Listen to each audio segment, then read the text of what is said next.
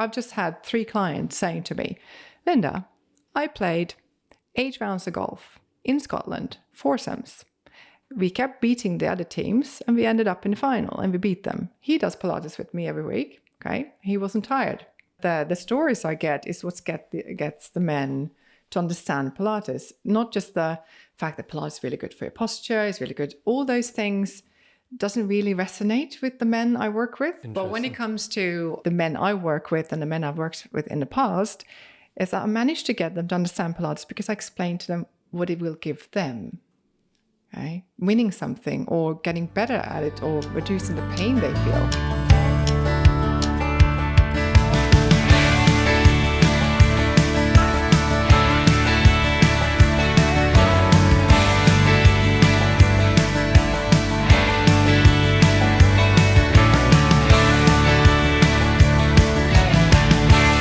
Welcome to the Golf and Self-Healthy podcast. Thank you. And welcome to the studio. This is only the second time, I think, if memory serves me right, that we have had a guest in our home studio here in Brecon, mid Wales. So thank you, first of all, genuinely, for making the effort to come here, because it's normally me going to my guests. But I think hopefully I've not...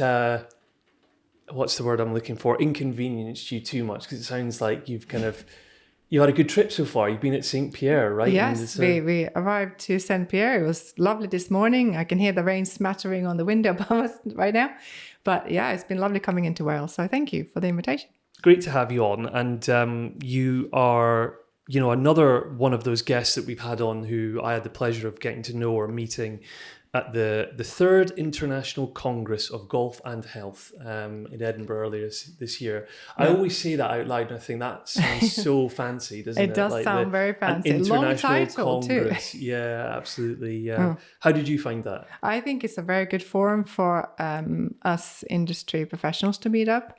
And especially, I think for me, I don't get to meet these people very often. And it's good to hear about what is researched about when it comes to health around golf, and both the technical side of it with the doctors and also the things that maybe is a bit more close to what I'm doing too. So yeah, I really enjoyed it. Always meet nice people like yourself. So it's good. Thank you. And it was something you said there about the research, right? So I think it was spoken about how when kind of industry professionals come together, especially a lot of people who are kind of in clinical roles or in health related roles, we can speak about our work in quite almost like this is my word, like alienating terms to the general public, because true. Yeah. So I just am curious. I don't want to skip ahead because we'll obviously get into talking in more depth about your Pilates work in golf, but like how are you approaching that in terms of making sure that like you're kind of getting golf and health related messaging across to your clients in a way that actually makes sense to them, if you know what I mean? Yeah, you have to have a different language to clients, as we know with especially if you talk to golfers about how they learn from their pros. Yeah. If they spend an hour with a pro, they probably won't remember more than a couple of things. Mm-hmm. And we can easily overload clients and members of the public. So sometimes it's nice to meet people in these congress, at the congress, so you can discuss it at the level that we should be discussing it, so that we have more of the background. Your language, I think, with clients, I don't want to say dumb down because it's not a nice word, but we have to take it down so they can remember it. And those that feel like, okay, I want to know more. We have the technical, people who want to know more. Then you can fill up a little bit more with the language of exactly what's going on, in joints and muscles and all that. But yeah, I think we all learn differently and we forget very easily. Yeah, I love that point actually, because one of the best managers or leaders I've ever worked for, this was in the job that I'm now leaving behind to make this a full-time endeavour. But well done. Thank you, appreciate it. Exciting and nerve-wracking in equal measure, I think I said to you. But she had a management consulting background, and we were working together in learning and development. She made that kind of similar point that you just made, which is when you're doing a presentation, which for example is quite full of information, you kind of have to always keep in mind that the audience, our brain will only probably remember like 20 to 30% at best of. So there's something there about the importance of making your message very clear, so that someone's taking away the right thing or the thing that you really, really want. Because if you want them to remember anything, it's this one or two things, right? So. Yeah. So it's like, anything with, like, we look at products that we remember is the simple language that is getting into our brains. Like some of the big companies do this a lot, where they have just maybe a color, maybe one logo, and we'll remember it because we can see it all the time. So yeah, no, I definitely think there is a technique and that we need to learn, so that we give people just enough, and then they can let us know when they want to learn more. But I think it's nice to have technical skills too. So which is why we said it's important to meet people that can talk the technical language for us. Yeah, exactly. To keep it fresh in our mind. Yeah. Well, I think we can all complement each other, can't we? Because I think, like you say, we can take the technical knowledge from these highly specialized, highly clever, sort of scientific people, and then take it out into the world and hopefully, take it to our clients or whatever, and put it across them in that way. So who is Linda Segerstam? Linda Segerstam is born in Finland, in a very nice Swedish-speaking town called Jakobstad. And it's a place where... A Swedish-speaking town in Finland. So we're already a small minority in the country. So I think when you come from a place like that, you become very entrepreneurial. I think most of the people I know will have 2 or 3 things going on, except, for the main job that they do. And my family is no different to that. So we've always had a few projects on the go. Well, what makes that the case, though? Why are people so inherently... It's a harbour town as well. So I think the influence of people coming into the town, there's businesses there, there's yacht companies, there's a lot of metal work, there's a lot of things going on. And now with technology, Finland is high on the list for coming up with new ideas. So I think coming from that region has really made me be not afraid of change, which is another thing I can talk about more. But so my background is music, because I grew up in a very musical family. My dad was a conductor as well as running a golf shop. Then he decided he was going to start playing golf at 25 when he couldn't do any more javelin and running and boxing because of his knees. And then he decided with my mum to found a few golf courses. So from there, the path just went into the golf industry for me and my sisters. So we played golf from a very young age. It sounds very luxurious now, but Dad actually built a golf course for us. So in Finland, you have a summer house and you have a townhouse. So he built a golf course around our summer house by the sea, and that's where I grew up. For me, golf was like cycling. And I realized now as an adult, it was it's very nice to have your own golf course. So we used to have competitions there. I remember Dad running around with his mechanical lawnmower and just cutting and fixing things. And we had 6 holes, and it was, a nice way to start my golf career. That's brilliant. Yeah. That's very, very cool. We were briefly talking on the way in here about... So the 9-hole is one of those golf courses you're referring to, a 9-hole course. Yes. And it's a family owned, Yeah, my dad is now in his 80s. My mum and dad work at the golf course still. And I think it's a great way to keep your brain fresh. So we talk about golf being great for anyone who's retired. It's just amazing. I can see the difference in them compared to people who don't play golf. And it's just immense. Yeah. It keeps their brain fresh. He's doing the competitions still. They do what they can. I mean, some things they've had to let other people do. But, we've always been part of it. So, I know when I get to that age, I will want to play golf. definitely. Nice. What's the name of that particular 9-hole The course? golf course is called Remsan Golf Club. Okay. Yeah. We'll put it in the show notes. We'll put a link in. And if any of my viewers or listeners ever want to come to Finland, go to Finland and check it out, we would love to. Saying to Lewis, our producer, just I was telling you, and a sort of a shameless plug to my viewers to check out 9 is Fine, which there'll be certainly by the time I think this episode goes out, we'll have done a few episodes of that. But maybe one day. Yeah. We'll take 9 is Fine for its first overseas trip to Finland. 24-hour daylight in the summer. Really? Yes. June, there's no night. Okay, I'm just seeing a special 9 is Fine feature. How many holes can you get in? There we go. How many loops of 9 can you do in 24 hours? Yeah, and then you got the saunas, the lake dipping, you got the food, you got everything. So yeah, you should come. Okay, amazing. Right, well, we need to make it happen then.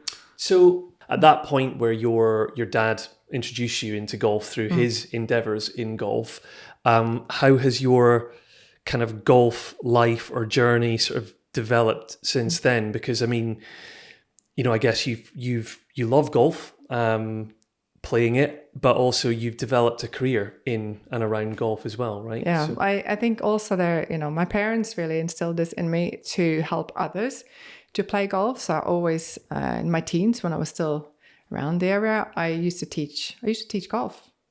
And that feeling of being able to help others to find out how to do the sport that I love has been really like set the platform for everything else I've done in life. I moved to England in the 90s and I did a lot of other things. But golf always followed me. I probably didn't play as much golf as I wanted to in my 20s because it wasn't really something I could do when I was in London as a student. But as soon as I could, and I did a lot of other things, of course, and then I suddenly found an advert in Evening Standard asking for people to join Callaway Golf in their head office. Mm-hmm. And that's sort of where I started my career in the golf industry in the UK. Mm-hmm. So I joined Callaway, spent 11 years there, and played a lot of golf too. It was nice, and met a lot of people in the golf industry. The golf industry is small in the UK. You probably don't realize, but people move around. So the people I used to work with now work in very good jobs in the golf industry. So we are a close-knit family. I just met somebody in the hotel in St. Pierre that I used to work with. No way. Isn't that crazy? Such a small world. And it just proves it, right? Yeah. So, he lived in Scotland. He's now working around the area. And he's like, whoa, I can't believe it. And so for me, it's the connection with the people has kept me in the golf industry and the fact that I really love it. Yeah. And the teaching of it to others. Just touching on briefly, what do you love most about the game of golf? What does it mean to you? What does it do for you? I could say putting, but that might be a little bit light on the surface. I used to love to putt. Not really, because it's probably my favourite part of the game. Probably because it's one of my strengths, but I've had so many putters, and it sounds a bit silly maybe, but I used to love long putts. And this is all the way from being a very small child up to my teens and to now. I just love putting. I love the fact that you can go outside and try to challenge yourself. Mm-hmm. Sometimes it's nice to just go and play by yourself too. I love the competing side of it. I used to compete a lot when I was younger. Played probably twice a week at competitions. And unfortunately, then in my 20s, my shoulder gave up a bit. So I had to start looking at things to help me out to be able to play golf. So when I came to the UK in the 90s, I started doing Pilates. And that's how Pilates came into my life. I didn't get Pilates. I thought it was painful. But that's because I came from a body that was in pain. Right? Does that make sense? Mm-hmm. So I didn't understand that Pilates could help me at that point. That came much later. What it was at that time? I knew what it was. I remember it was part of my gym. Like they had sessions in the gym. I was lucky because already from the start, I had really good teachers, but they were teaching massive classes, like 25, 30 people in a room. And Pilates for me back then was more like, okay, I need to do this, but I didn't really get it, if that makes sense. Mm-hmm. So that's how I touched on Pilates. And then I continued working in London, I did a photography course for 4 years, which is amazing. So I've used that now. And later on, when I became Pilates instructor, I had to film stuff myself. So that was really useful. So, and then, when I started doing more Pilates, I understood that, okay, it's actually making a difference. Still didn't get it for my torso though, which is the most important part of Pilates, is trying to understand your core. It was more the movements I got. Like, there's a lot of exercises, but I didn't get it. That came much, much later. Okay, it's a great time then to speak to the viewer, the listener, about what's Pilates. Because there will be people watching or listening who may have heard of it and know very little about it, or may have never heard of it. So what is it? The simplest way I try to describe it is that you're trying to get your joints to align perfectly for your body to be in the least amount of effort to stand upright or do any movement that you're doing. Okay. Because we want joint alignment for the joints not to be overworking. Makes sense? It does. Yeah. Yeah. But golf leans our body forward, which means we're already using gravity. So we need to then learn how to use certain muscles in our torso, which is why the core, which is your deep abdominal muscles and your pelvic floor, has to be supporting even more because of the gravitational pull. So Pilates is a mix of exercises that helps you understand your joint alignment, gives you better posture, and then you figure out how to use your muscles with the timing of the front and back of the body. Love it. Great explanation. Makes total sense to me. I reflect on how, I was telling you this already, but Kate Floss, based in Germany, she's a yoga teacher, so she's kind of combined, she's found yoga she was a previous podcast guest and she found it very useful for her golf personally, but then she's now making a business out of that and sort of doing retreats and stuff and putting yoga within that. Now, I asked her a question, which I think I'm going to ask you sort of similarly, is guys, generally speaking, can be, I can't think of the word, maybe cynical or dismissive or insecure or a whole bunch of things as it relates to stuff they don't understand. What are you saying to the guys out there to get them off the fence and just go give Pilates a go? Yeah, it's always been a bit of an obstacle for men to understand it, just because Pilates was. I'm glad to hear that, so that I'm not generalising and offending it, So because I think women like to be in groups. If you look at the academies we have in golf as well, women like to learn in groups. Maybe not so much a male thing, but I think I remember talking to one of the key head of training for PGA. This is many years ago when I first started, and he was like, okay, we tried Pilates before, but they didn't really get it. So I asked him to put it into the PGA training. And at that point, this is now maybe 7-8 years ago at least. And I think when it comes to men and understanding Pilates, if you tell somebody, I've just had 3 clients saying to me, Linda, I played 8 rounds of golf in Scotland, foursomes. We kept beating the other teams and we ended up in the final and we beat them. He does Pilates with me every week. Okay. He wasn't tired. He said, yeah, I'm fine. I was fine.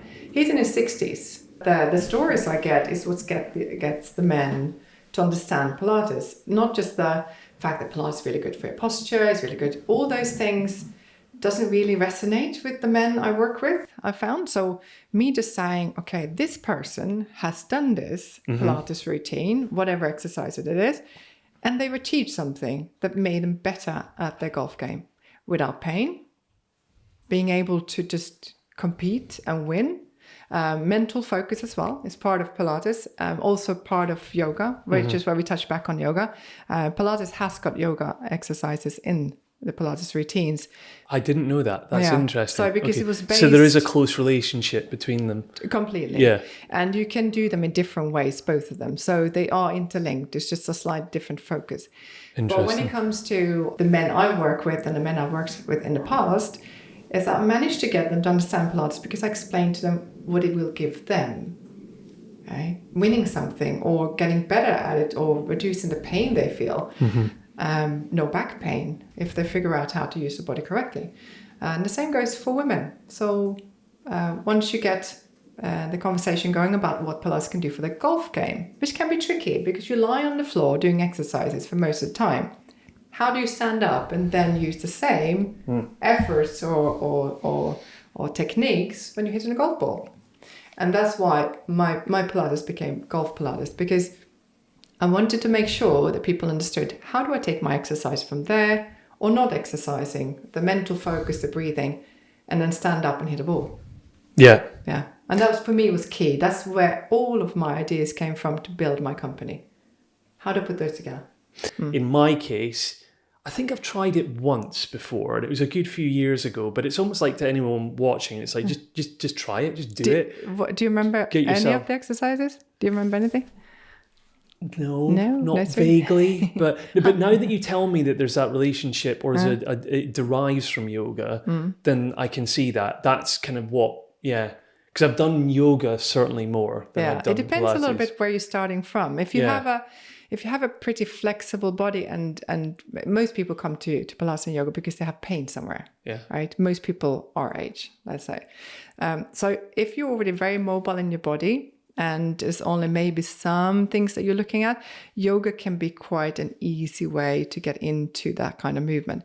If you have any issues like stiff shoulders, stiff backs, and the abdominal muscles not supporting your back in movement, then Pilates is the better platform to start from. And I know some yoga people say, no here, but it really much depends on where you start from. Mm-hmm. And I like both. Both are great. I try to separate them a bit so people understand the differences between the two. Mm-hmm. And Pilates is, you use more individual checks with people with Pilates so that you understand your body. And yoga session, you would probably be doing it with more people together and just going through a routine.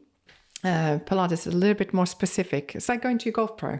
Right, the golf pro will tell you, okay, I want you to turn your hip a little bit more. I want you to rotate your elbow a bit more. Same thing is what you would get from a Pilates instructor. Okay. They will say, okay, you need to move a little bit that way. You're dropping that hip. You're doing something here that could change the way you do the exercise. Interesting. You need to start again now. Yeah, I think so. Right. I feel like I should hold me accountable to that. Yeah. So in however many weeks or months or... not days, weeks. After today's podcast, you check in on me and say, have you tried it? Because again, I genuinely, I think with these things, a lot of the time we have to have a degree of, it's almost like blind faith, I would want to call it, because I think going back to the stories and the examples that you gave, like those guys who got to the foursomes final or whatever, again, like you don't actually know the value or the impact something's going to have on you until you try it, you do it, you sustain it, you're consistent, and then the results follow. But I think, share something with you. There was a guy, again, another recent episode we did, episode 37, I think it was, with a PGA pro called James Watley, and he was saying to me over lunch afterwards, he said, in this context of people wanting shortcuts and things quickly these days, he was like, people want the Amazon Prime of golf instruction these days. Yes, absolutely. So they want to skip the hard work and the effort and just serve it up to me on a plate. Yeah. It happens to us as well as instructors. I've had many times when I've had a client coming up and say, can you just give me the exercises? I was like, it doesn't work that way. So what I've learned to get past that issue is to give somebody, there are some exercises you can do that gives you a quick feeling of, oh, that makes a difference. Okay, feel the difference. So I've started to put in those kind of exercises. You will sense some kind of change, so I get your brain to follow me, right? That's all it is, right? I need to just to be able to follow the pattern I'm trying to create. When it comes to anything like this, we need to continue. We need about 5-10 sessions probably before you start feeling a change. Mm-hmm.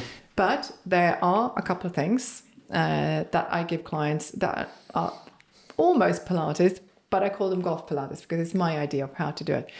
Something like, you're playing golf and you feel a pinch in your lower back. What do? Okay, you lift your knee up, hold onto a tree, and you just hold onto that knee and relax your back. Okay, using a bit of breathing technique, and suddenly your pain will disappear from your back, just because you lifted the leg up.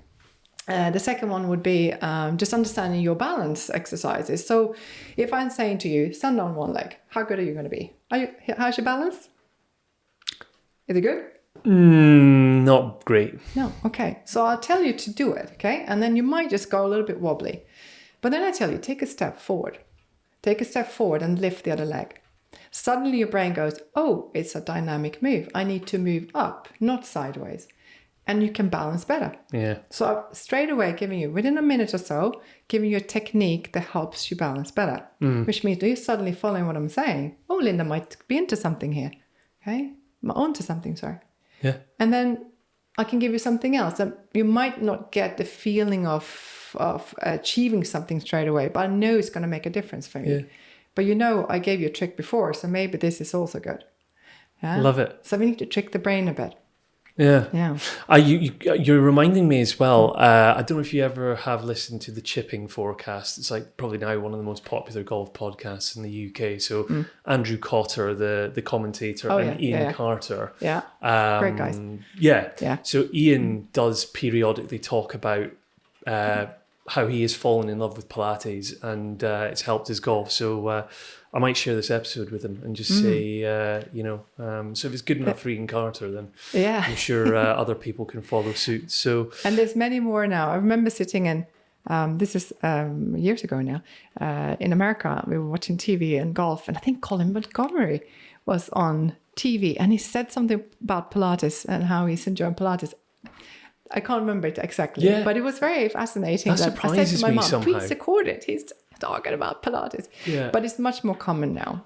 There's more footballers and people that talk about it now. It didn't used to be like this. Oh, totally. And I think that's it's a very good point, because equally just the other day after Tommy Fleetwood won in India, he was quoted as talking about how he'd been using meditation to help him. And I just think role models like that, talking about these more kind of like holistic therapies or treatments or alternative, like I say, things, kind of lends credibility and credence to them, I think, in a way, so not that it necessarily should need that, but I just think the more, when you talked about Colin Montgomery there, it's just, it's great, so the more we can advocate for these things. And Tommy is great with this as well. He's got his own academy, fitness academy in Dubai. So I do follow Victoria, Victoria, great. She's really great at her job. And she's doing some really good stuff on Instagram too. So cool. They have a team behind them too. Nice. You and I were talking beforehand as well about how, we find ourselves in a bit of a niche space, right? Yes, totally. How much do you believe this is just going to grow and grow? Like, do you see it growing beyond it, or do you think it'll always remain sort of niche? I think we have in our fitness industry, we do get what we call fads, and people getting so stuck on things. Pilates has been around for quite a while now. Same yoga, like long time. Sure. So it's always going to be there. What we noticed in the industry is that there's much more reformers out there now. The machines that you pull. It's a carriage where you pull with straps, which has become like the go-to thing for people who start Pilates. I would say it's a great machinery. Just make sure your instructors know how to teach you how to do it. I like the mat ones because when we play golf, we don't have straps hanging from straps, right? We play golf in space and we have to figure out where is our body in space. So I've always really liked doing stuff on a mat in different positions, maybe using resistance bands and weights. The reformer is great, but for me, it's always been like, I really love the fact that we have to use our body in space. Can we talk a bit about resilience? It's one of my favourite subjects to talk about because we have this tagline at Golf Yourself Healthy, which is embrace the rough and cherish the fairway, built in that belief that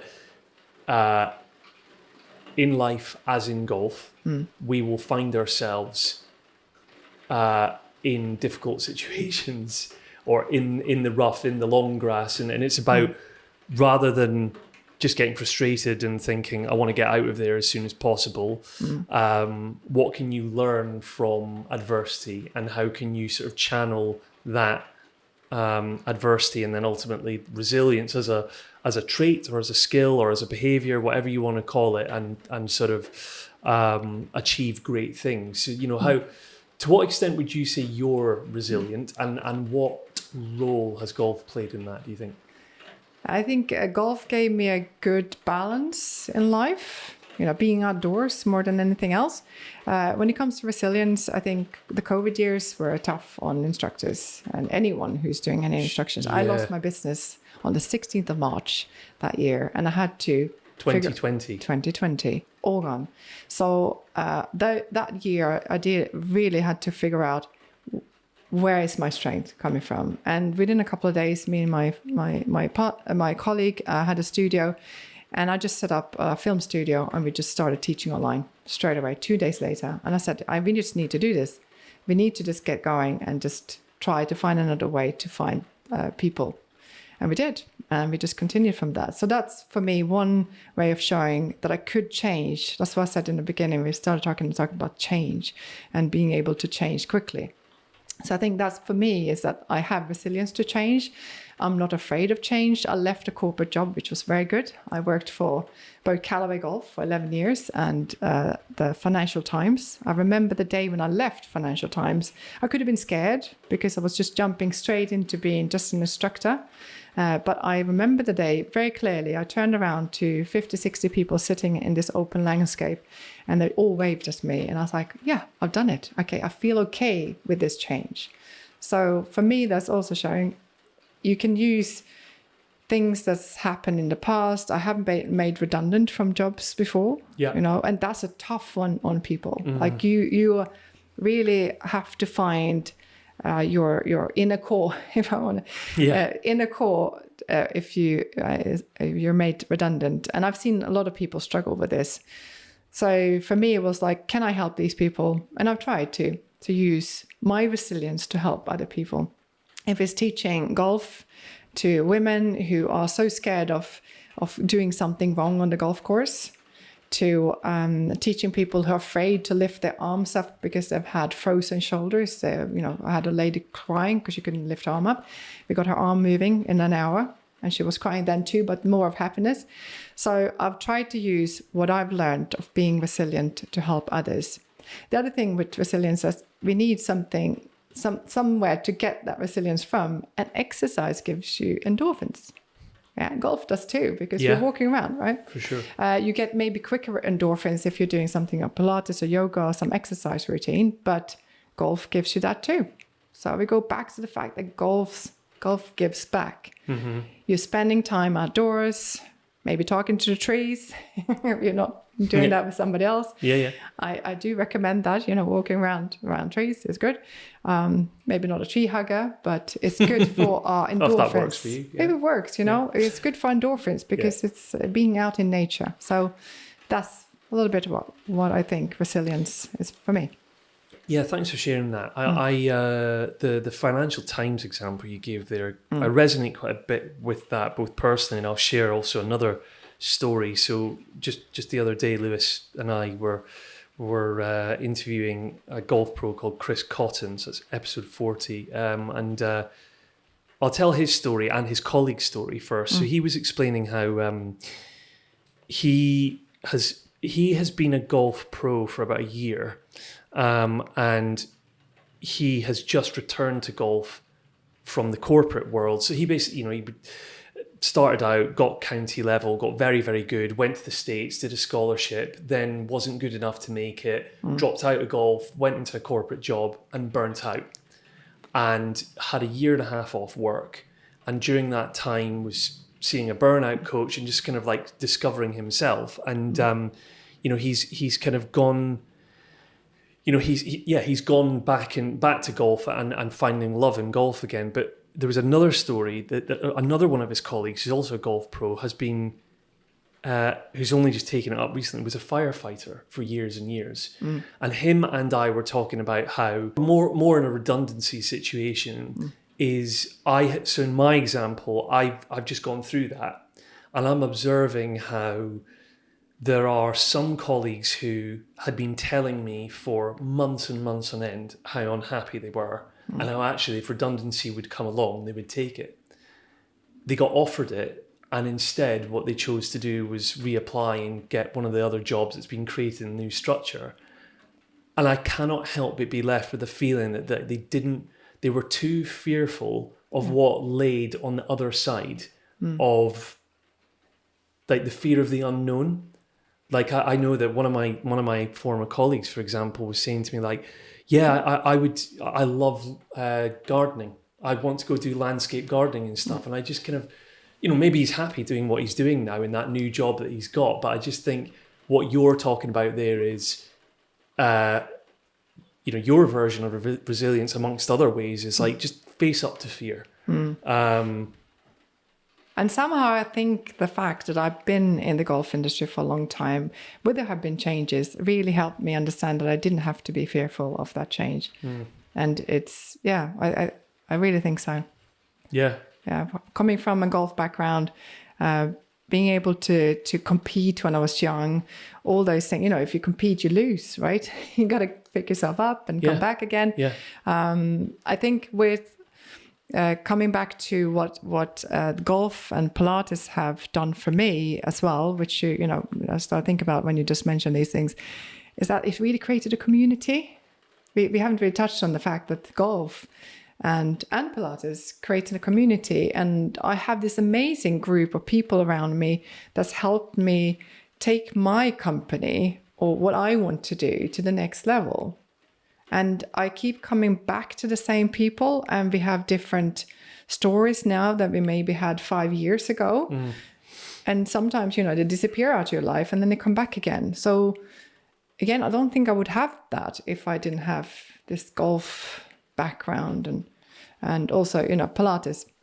So yeah, the community side of it is super important for resilience, because other people help you, bring you up when you are low. Yeah, totally. And I think whilst it was clearly resilient to pivot during COVID, and I found myself doing HIIT classes on Zoom. I and think online. we all did. We all did, right? Yeah. But I think I've something else that coming out of this redundant. I can really, really relate to what you just said. Okay, because in my scenario of now wanting to grow golf yourself healthy, make this a full-time endeavor.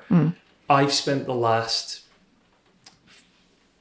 basically since COVID, my job went online and stayed virtual. Everyone just worked from home more or less forevermore. Yeah. And I find that deeply isolating, and it's almost got worse and worse over time. And I've just kind of gone with it. And now I think what you've just said has made me think one of those amazing things that I love about golf is it generally forces you to be in person, like with people. Yeah, this is the reason why we've chosen what we're doing. So why am I doing Pilates? I'm doing Pilates because it helps me bring my passion about, I'm not a PGA pro, and I used to love teaching people playing golf, but in the UK, you have to be a PGA pro to do that. So instead, I've been able to use my Pilates skills and show people how to move better with the golf swing so that they can work with their pro. So it's just using the skills that you have and trying to move them to where you feel like, okay, this is going to give me some more happiness to yourself as well. So it's very important to look after your own wellness, I think. It's so that's what Pilates has done for me, not just golf. The Pilates side has given me better posture, which means I feel better. People say to me, I look younger now than I did 10, 15 years ago working in an office, which is, very nice of them to say.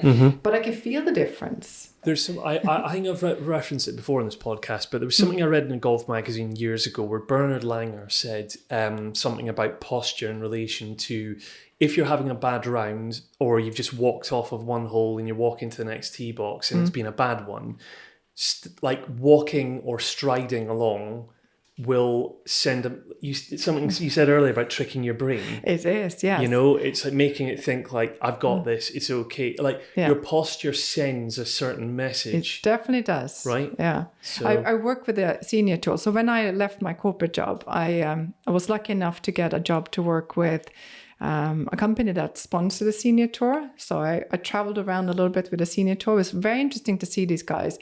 And they are, when we're talking about posture and presence, they have more of it because they have experience, and you can see some of them why they've become such great players in their time. So the senior tour players, when I work with them, they they come from a time with posture maybe was a bit more important. We're getting into an era of very fast swings now, a lot of movement. Yes. Whereas they had probably a little bit more elegance in their swing, I would call it. But so I Agreed. could tell from the players, because I met Bernard Langer quite a few times.